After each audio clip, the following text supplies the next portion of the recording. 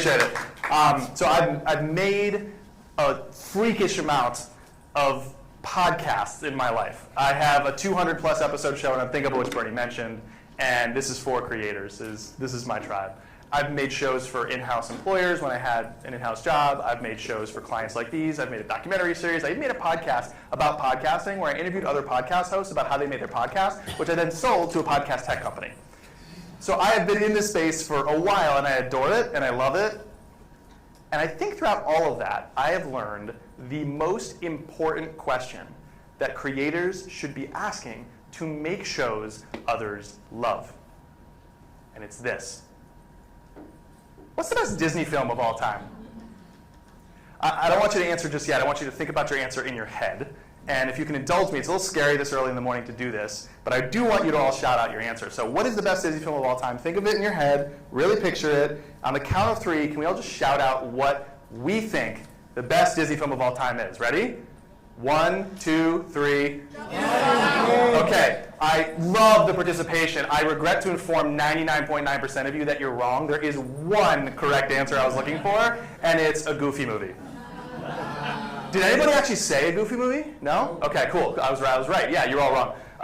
And if you know, you know. Like, who here has seen a Goofy movie? Okay, so some of you. If you know, part of the reason is Powerline, the pop star from that film. But the real reason a Goofy movie is the best Disney film, and I will take no questions or comments on that point, and you should think the same thing. It had nothing to do with your life. It has everything to do with my life.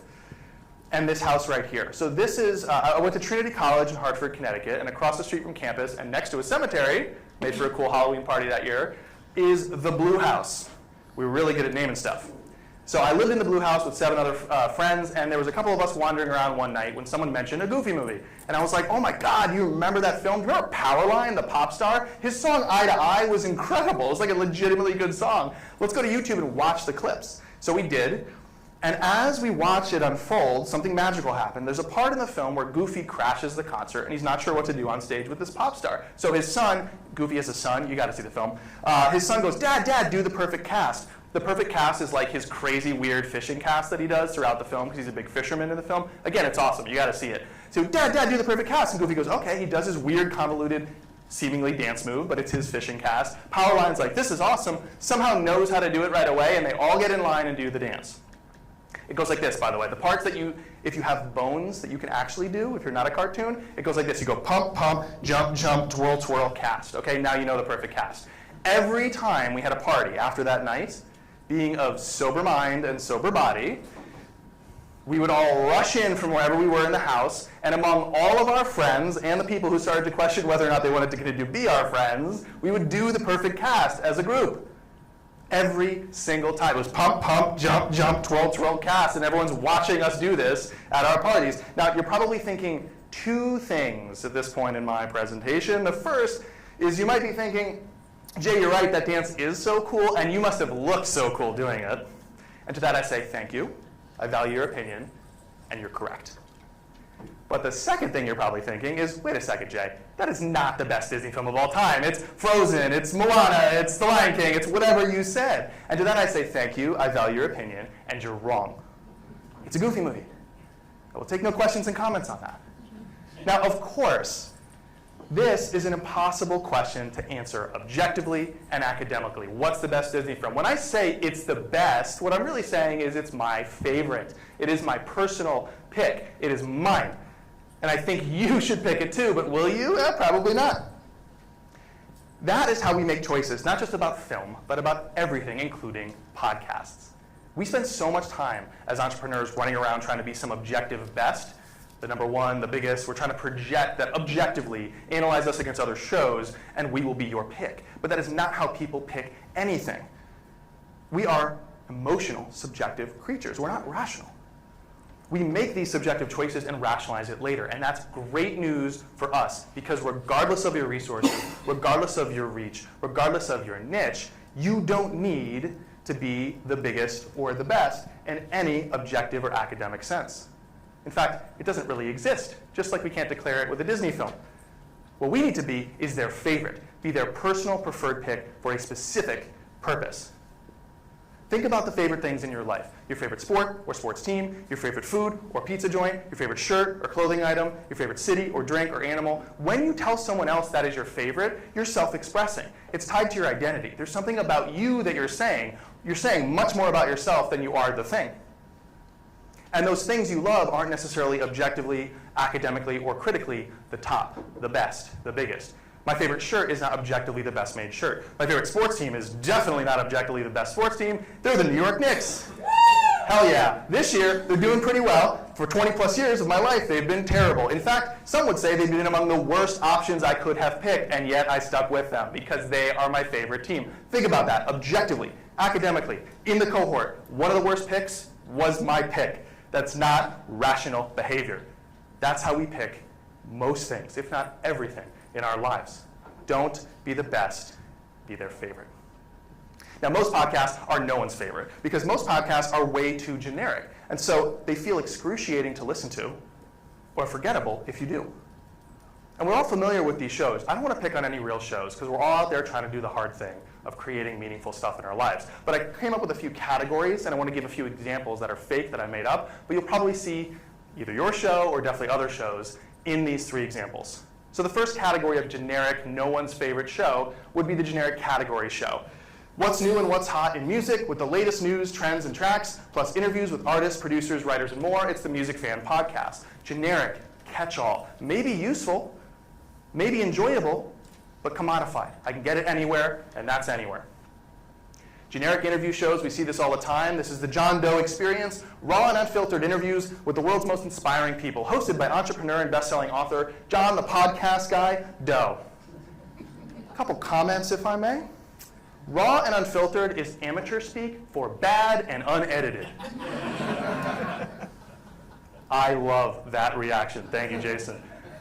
You know, raw and unfiltered. We're raw and unfiltered. We dive deep. Is it a podcast? Yeah, I know. It's in audio. That's what you're basically saying. Raw and unfiltered, bad and unedited. You should cook your food. You should edit your podcast. That's a fact. Also, the podcast guy. What's with the nicknames creators? No one is calling you that. The quotes make it worse. You're like me in high school. White lightning! Come on, what are we doing? Let's drop that. Best-selling author according to whom, but I digress. Come on, John Doe. Then there's the generic advice show. The Business of Creativity with Jane Doe. Do what you love. Why are you yelling at me? Do what you love. Tips, tricks, and secrets for entrepreneurs, freelancers, and artists to build the career of your dreams. Also interviews. Because we can't help ourselves. We're stuck. Now, any one of these things can be useful. Any one of these things can be entertaining, but any one of these things can come from anyone else. It's really hard to be your favorite when you're doing that. They're generic. And the problem is what's being promised, what's being delivered in the container doesn't match the container. What's being promised shouldn't be delivered as a podcast at all. Most generic podcasts promise something called transactional value. It's about a quick injection or acquisition of information, and then you're on your way. Tactical tips, trends and analysis, how-tos, general success interviews. Now, the thing about a transaction is you don't want to exist in the transaction. The value of a transaction is having done it in the past. The value of a transactional show is having listened in the past. The listening experience is not part of the value. Hard to command people's time, hard to connect with them emotionally, hard to be their favorite when that's your show. You don't want to sit in the grocery line, you want to be done with it. I don't want to sit in your show. I want the how-to, the tips and tricks. I want to know about this amazing person. I want to move on with my life.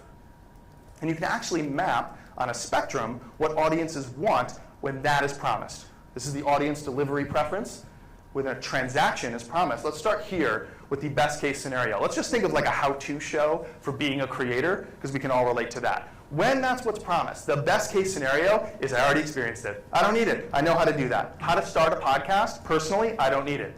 So I don't need your show. I've already experienced it. That's the best case scenario when a transaction is promised within the show, is I don't need it. I've already done the transaction. I have it now. The second best case scenario is instead of a podcast, let's invent those chairs from the Matrix, right? You can plug in and you wake up like Keanu. You're like, I know Kung Fu. I know how to start a podcast. Whoa. And you're done.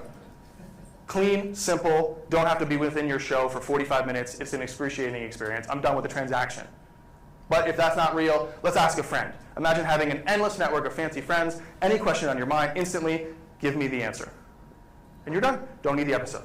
Or it's not as good as that, but a checklist. If you just want the 5 key takeaways as a listener to another podcast, it's not a good podcast. Why listen to it when all you want is those 5 bullets?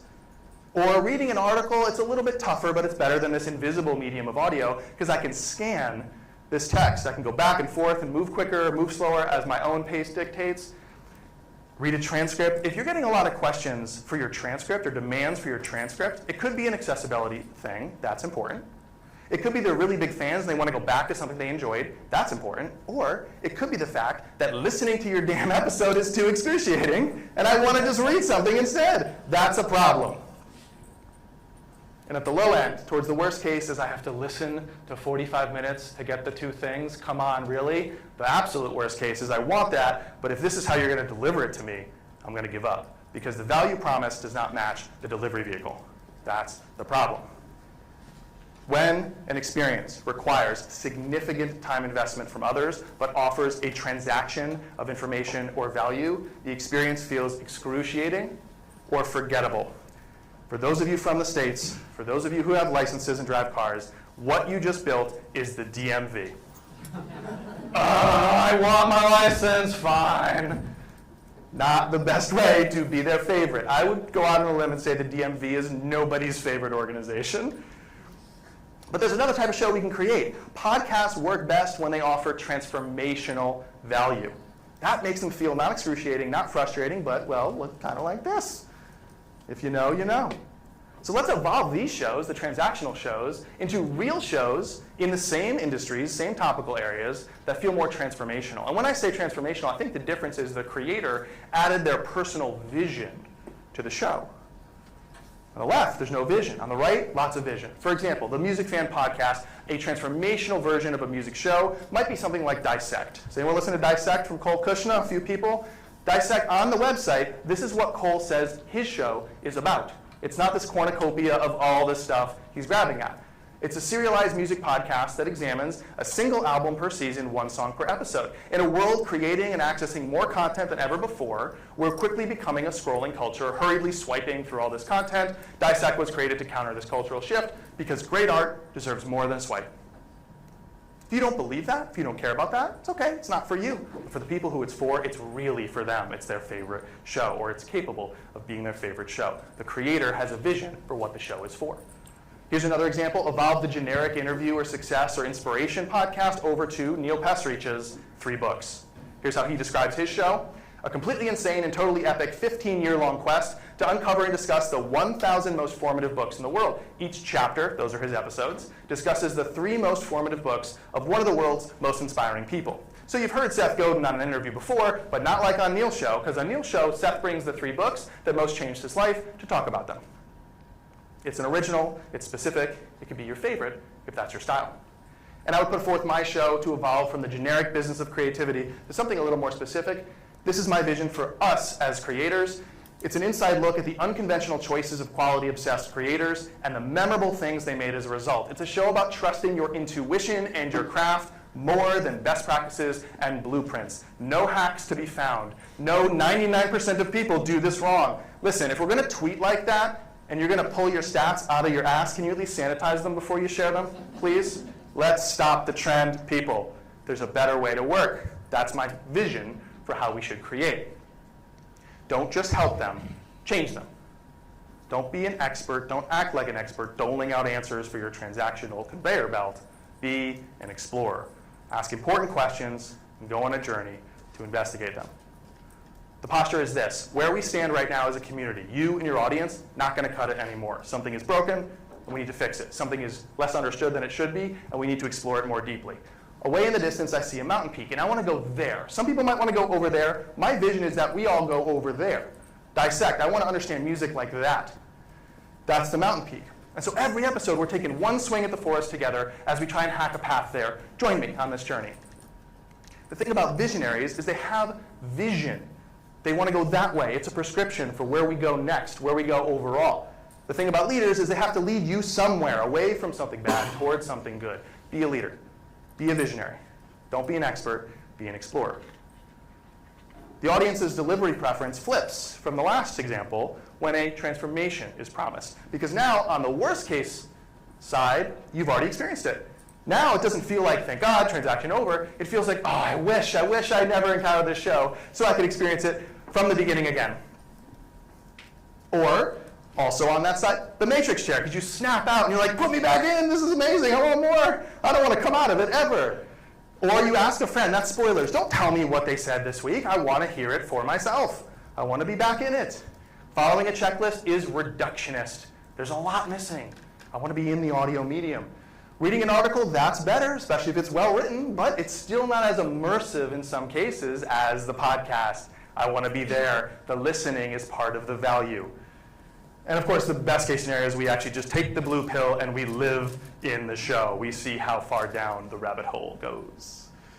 The difference between these shows is the aligned value of being promised and delivery vehicle of that value. A podcast is a poor vehicle to deliver transactions, but it's the perfect vehicle to deliver transformations, to not be generic, and to change people. If you are not generic, you stand out easier. But standing out often causes people to like peacock on the internet, do crazy things. That's not what I'm talking about. Standing out doesn't mean shouting louder, moving faster, or hyping harder. It means, remember this side, it means get better at that stuff. Be specific and have a purpose. Get better at that stuff. Because when you're more specific and you have a clear, defensible purpose, maybe they'll discover what they should have known all along. One way or another, together is where you both belong. That's a Powerline lyric. Some of you who knew the film are like, wait a second. See the film. Don't be the best, be their favorite.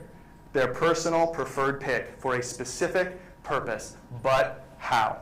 The answer, I think, is to develop your premise.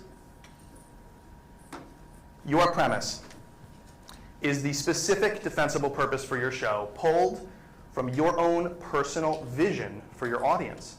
And if you're not sure if you're going far enough in that direction, there are 4 things you can interrogate right in this definition. Specific, are you generic or specific? Defensible, in your specificity, can you own that idea outright in the market? It's your corner. Anyone else who launches any other content about it will get laughed off the block. That's yours. It's IP, intellectual property of yours. Personal vision, are you present, your prescription, your vision, your leadership? Are you acting like an explorer? And your audience, do you actually know who they are, not just demographically, but psychographically too? Now your premise promises something crucial or offers something crucial to the audience. Motivation to subscribe. Not just click a button, but align with where you're going, align with the way you see the world, which then prompts the button clicks. Motivation to subscribe. A lot of shows lack that. Why would I subscribe to this? Why would I replace the finite number of shows I can listen to in my life with this one? Where's the motivation to subscribe? And the premise gives you language to share. There's a shared worldview and a shared culture. Because everyone wants their show to grow, but only some shows are intentionally designed. That's what premise development is. It's a way to design the experience for growth. You gotta be growable. It's a lot easier to get a well-built rocket into orbit than what a lot of podcasters do, which is they staple and duct tape together a bunch of scrap parts and then try to like yeet it into orbit. It's not gonna work. I think of growth of a podcast not like a marketing funnel, but like concentric circles. The outer rim's total strangers. As you move closer, the relationship deepens, the resonance deepens, and at the core, you have your superfans. And a lot of creators today are getting really obsessed with grabbing attention, and often to the detriment of their future success as entrepreneurs. They're doing whatever it takes to be commodities that the algorithm says that is good ad inventory for us at Twitter. That's what we're doing, really. We're creating free ad inventory for ad networks, not our business. So we can't just grab attention, we have to hold attention. Some of us are spending some time there. I think the real weak part for all of us is converting attention. I don't just mean point of sale, but that too. I mean converting people from an audience that's active, I'm listening to your show, but as soon as a better one or a different one or one I feel could be my favorite comes along, yours is the one to drop off the list, which happens even if it's not a competitor. I found a comedian I really like, I have 5 shows I listen to, I'm gonna get rid of the marketing show, right? Or it's that, or I could never. That's one of my favorite shows. Converting attention. Active to loyal to superfans. And I think your premise sits right here. I think it's the tipping point from an active to a loyal audience, from you being replaceable to you being irreplaceable. So let's clean this up a little bit. I think a lot of our content, you've heard maybe this phrase from Wes Cowell, the founder of Maven. She talks about spiky points of view. You should have a point of view. You should have an opinion and a point of view that could be debated. You are on this side of that, or you look at it this way. That's great, but it can't be disconnected from your strategy. It's not just random parts and pieces, random content, random opinions. It can all be colored by and come back to or come out of your premise. You have one worldview on your podcast. When I'm asked about creativity, like in an interview, it's informed by the premise I have about craft and creativity and resonance. I have a premise for my show. It colors all of my content's spiky points of view. And that helps me grab and hold attention so I can convert it into an active, loyal, and then super fan-based audience. And then if you zoom into any one piece that we're creating, you might use some kind of hook to grab attention. But now if you have a premise, if it's informed by the premise, it's not just this hollow grab. Number 5 will blow your mind. Instead, it's a way to invite people into your world, to explore the same premise coherently over time. And as that happens, you color their views, your audience's views. You create this shared culture. It is us against the world. They want what you want, they believe what you believe, they want to join or go on this journey with you. And crucially, for our shows to grow, we can spend less time on the outer rims and more in the bullseye, more with our superfans, because as we lean into this premise, as we become known for that IP, and give it to our audience, they can go out to the world on our behalf for free using a shared language that we've handed them or developed with them. They can evangelize your show. They can get you new listeners for free. The difference between the left and the right is a powerful premise. Some shows are intentionally designed to be growable. They have a specific defensible purpose pulled from the creator or the host's point of view. Now, a couple distinctions here. Your premise is not just your topics. It's not, oh, we talk about this for this crowd. It's not niching down in a demographic run-on sentence. It's not that. It's not your topics, what you explore. It's what you explore and how you explore it, which gives the audience a reason why they'd care. Just to accept the brutal truth here, what you explore isn't differentiated. How you explore it might be. And we can pressure test and pitch that to ourselves and to our audience using something I call the XY premise pitch. So in this template, X is the what, your topics. Y is the hook, the conceit, the angle. It's your how. How do you explore those topics? What is the mountain peak you're getting to? It sounds like this. This is a show about X. Unlike other shows about X, only we Y. Because again, what you explore, the X, not defensible. That's what we're going for, the defensibility of our show, not defensible. How you explore it just might be. Let's do a few examples, but I see some photos going up, so I'll give you a second. Sure. OK. A few examples. This is a celebrity interview. Unlike other celebrity interviews, only Hot Ones has its guests eat progressively hotter wings as they answer progressively tougher questions. This is a show about living an awesome life. 3 books you mentioned before. Unlike other shows about living an awesome life, only 3 books ask its guests to explain the 3 books that most transform them. It holds up with the XY premise pitch. They use something called a gimmick. I don't mean that negatively. I mean it's a mechanic that changes the experience. It's a gimmick. The gimmick, they instantly create a unique experience, even with common guests. So you've heard Brene Brown, but not like on 3 books. You've seen insert your favorite movie star, but not like on Hot Ones. This is a show about music. Unlike other shows about music, only Song Exploder asks musicians to take apart their songs and piece by piece tell the story of how they were made. This is a show about comedy. Unlike other shows about comedy, only Working It Out puts the process of working out new stories and jokes on display. Now, Song Exploder, it's the whole episode. Working It Out, it's a segment. But in either case, it's how they pitch the show. It's how they pitch the premise. And what they do that I think is really powerful here is they use a visual hook. I know it's audio, but you can picture it. Song Exploder, Working It Out. They stay really close. They zoom into the craft of their guests, and they stay there for all or part of the episode. And that gives new life to a really popular topic like music or comedy, a very saturated space for a podcaster to be in. And then all the generic advice has new meaning and power because it comes from being close to the work, this visual hook that they provided you. A couple more examples. This is a show about comic book heroes. Unlike other shows about comic book heroes, only Power Levels treats film and TV footage like real evidence and talks to real physicists to declare a winner. Thor is more powerful than the Hulk. Do you see what's happening, though? You're like, yes, that. I could get into that, right? And there's a ton of YouTubers who go, we explore nerd culture, right? Not Power Levels. This is a show about tech trends. Unlike other shows about tech trends, only Hackable, I like that, Hackable? It's like in the name of the show. Only Hackable asks real hackers to teach us just how safe and secure a given technology is. By using a challenge, they like throw down the gauntlet and challenge themselves, and you want to see what happens. to figure something out, they now have this irresistible must-watch or must-listen-to show. And my favorite category, because I think it represents the show that I like to create or the show I am creating, but there's no one right way here, it's just my preference. This is a show about building brands. Unlike other shows about building brands, only Breaking Brand documents the story of Gin Lane. That's the agency behind like Warby Parker's, Bonobos, Hims and Hers, etc. They documented their transformation as they rebranded to pattern brands, killed all their client work, and started launching their own direct-to-consumer products and brands.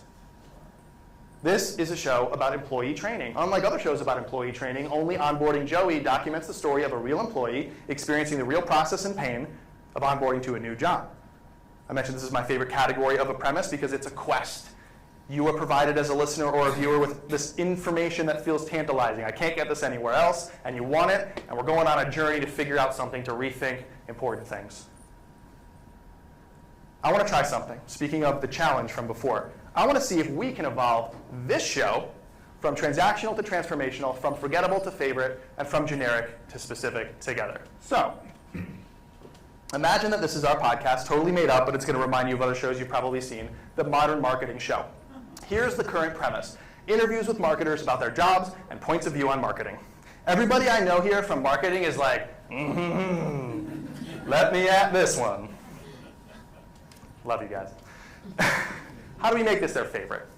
Well, we can plot our progress developing a premise on the audience resonance pyramid. There are phases we can move a premise through and put it up against this to test our mettle, to test our success. At the bottom, totally table stakes, is to be topically relevant to your audience. Nobody pays attention to anything irrelevant, topically relevant, table stakes, not good enough. And also not good enough, as weird as it sounds, as difficult as it might be to accept, is to be enjoyable. Because if something is relevant, it's in your ecosystem, it's in your atmosphere, and you're like, I will try this, and it's terrible, it's excruciating, you have so much choice, you will pick the thing that's enjoyable. Being enjoyable, table stakes. So, we can't compete on being relevant, we can't compete on being enjoyable. What about being impactful? I don't mean helpful. There's a little bit more nuance here. It's not just I followed your prescription and it worked, thank you. Impactful, you've left an impact, a dent, an impression that sticks with you long after you're done listening, that causes you to return again and again and be loyal, to be a super fan, because it's your favorite. Impactful. And of course, where we want to be is it feels personal. My favorite shirt, my favorite team, my favorite restaurant, my favorite show. Pump, pump, jump, jump, twirl. You get it. Now, the problem here is if we're only at the bottom, there's a ton of competition. Tons and tons of shows are simply topically relevant to you. At the top, very few are personal. Likewise, at the bottom, the depth of audience connection, not that strong, very forgettable, interchangeable parts. But at the very top, you start to feel irreplaceable, like your favorite shirt. Now, what do we call something that is among the choice few things that feel irreplaceable in our lives? Our favorite. Let's get there. And right now, we're doing a terrible job at the Modern Marketing Show because we're just interviews with marketers about their jobs and their points of view on marketing. How many other shows exist like that? Well, there's the Digital Marketing Podcast, interviews with global experts together with the latest news, tools, strategies, and techniques to give your marketing the digital edge. There's the B2B Growth Show, conversations from the front lines of marketing. There's content and conversation. You get it. It's super saturated if all you are is relevant. And where the heck is our show? Really hard to stand out, really hard to connect deeply with anybody there. All right, we got a problem, people. We got to develop our premise. Let's be enjoyable. All right, how are we going to be enjoyable? All these other shows are super boring. So now we're in like raw and unfiltered, or we're actually getting the tactics. We're playing comparison games. We're going to be better than that, though. We're going to add an enjoyable game mechanic. Let's just do that. We're going to rip off hot ones. Okay, so now it's interviews with marketers about their jobs and points of view on marketing while eating progressively spicier hot wings. Why? No idea, but it's more enjoyable. Doing something like this is what I call, you've heard of spaghetti, lipstick on a pig? Yeah. All due respect, the pig has value in and of itself, okay? I think this is more like putting confetti on crap. Because you take away the confetti, it's still crap. Okay? This is not really going to cut it. Why are we doing that? And worse, a lot of the shows from the bottom have made it to the top. Now they're also enjoyable. Great show hosts that have practiced, cool game mechanics. They're doing similar things. They're enjoyable.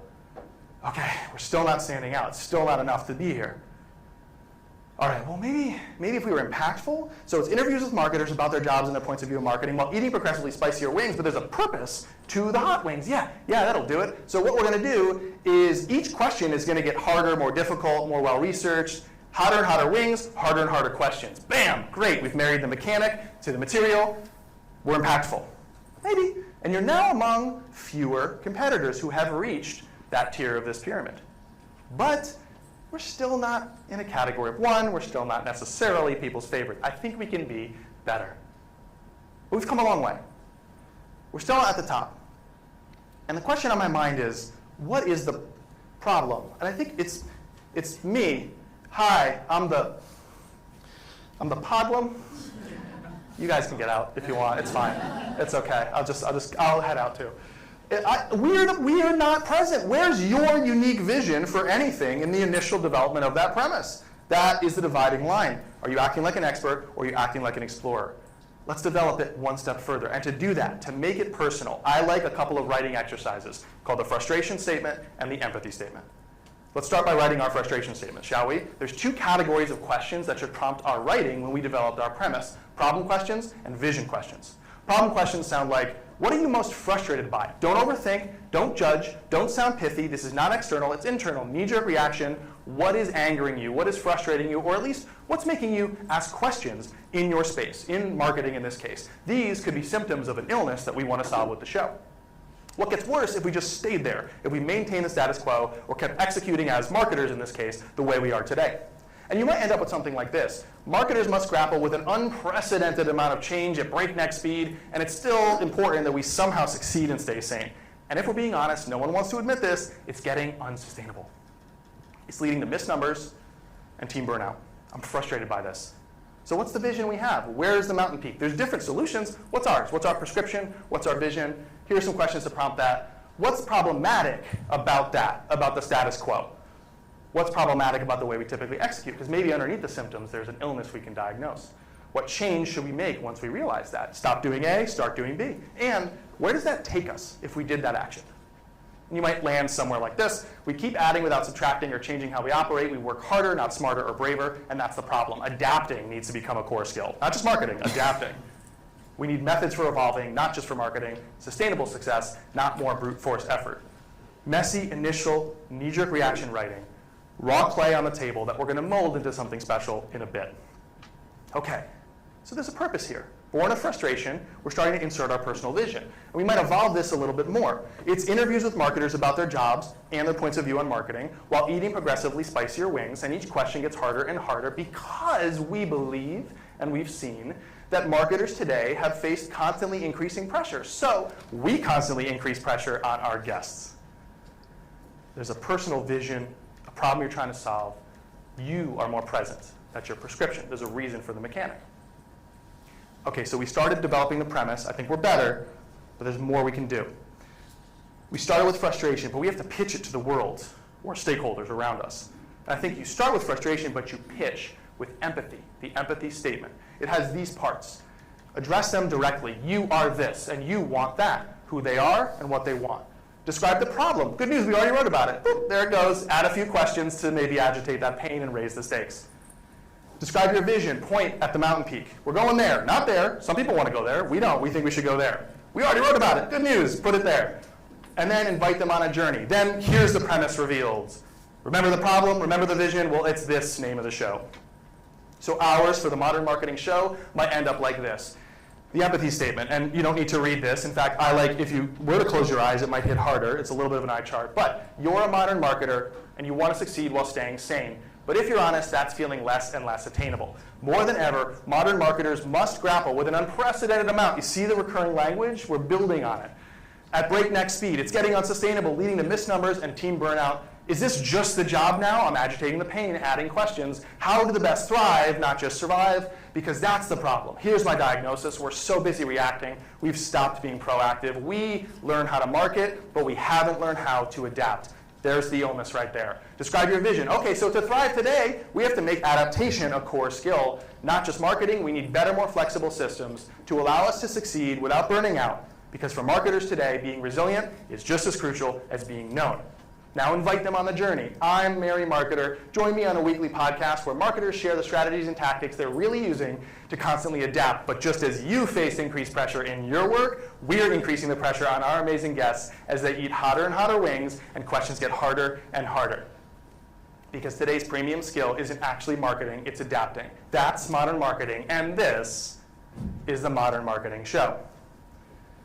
Now, XY premise pitch, bring it home, make it pithy, make it powerful, use this everywhere you show up. This is a show about modern marketing. Unlike other shows about modern marketing, only we ask marketers to describe the systems they use to adapt to increasing pressure, all while we increase pressure on our guests as they eat hotter and hotter wings and questions get harder and harder. Now, if you're feeling fancy, I think we are. I'm feeling the energy. We're feeling fancy. Add a tagline. Why not? The Modern Marketing Show. The only thing today's top brands have in common is how they adapt. We can own that idea in the market, the idea of adaptation and evolution in the marketing community, a saturated space. Now we're using the quest. We're going on a journey to explore something or change something important in a way no one else is. And to return to the pyramids for a moment, other shows are also specific and defensible, but they've summited different pyramids. They have a different specific defensible purpose, different IP. We've done it. We've reached the top. We are among the choice few things that feel irreplaceable. We might just be their favorite. You are not an expert. You're an explorer. That's not just the job of a host. That's the job of a leader. That's the job of a visionary. That's the job of a creator today. Not transact the audience, transform them. Don't explore your topics. Explore a premise, a specific defensible purpose pulled from your personal vision. Don't just give your audience content. Give them motivation to subscribe and language to share. Because if you do that, not only will they opt in, but they'll share it with others. Over time, word of mouth will grow your show. Everyone wants their show to grow, but very few are designed to be growable. Don't create content, create connection. Don't just grab attention, don't just hold it, convert it. Yes, to the point of sale, but also into a loyal audience full of superfans that evangelize you and say with confidence, I know there's a bigger show, I know there's a more popular show, I know you're suggesting I add this show in the category or away from it to my finite number of shows I can listen to, but I won't remove that one, I won't replace that one because that is my favorite show. So, what's the best Disney film of all time? It's not possible to determine in any academic or objective reasoning, and even if it was, even if someone created the world's best system, a crack team of scientists, for some reason working on that, it wouldn't matter. Because that's not how we make decisions. Don't be the best. Be their favorite. Thank you so much.